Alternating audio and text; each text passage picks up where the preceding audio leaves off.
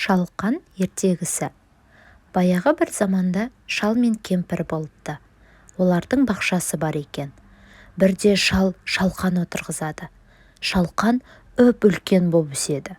Бір күні шал шалқанды жерден суырып алмақшы болады.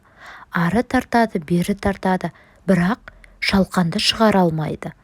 Шал көмекке кемпірін шақырады.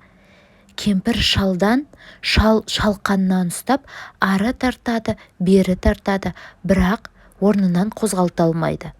Кемпір көмекке немере қызын шақырады.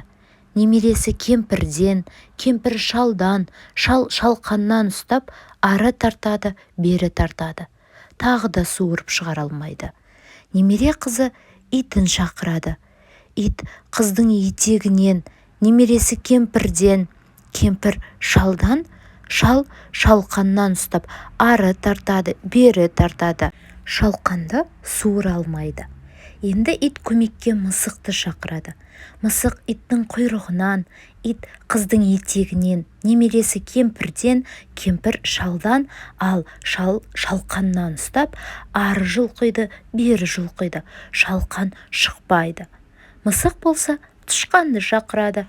Тышқан келіп, мысықтың құйрығынан, мысық иттен, ит немересінің етегінен, қыз кемпірден, кемпір шалдан, шал шалқаннан ұстайды. Олар тарта-тарта ақыры шалқанды суырып шығарады.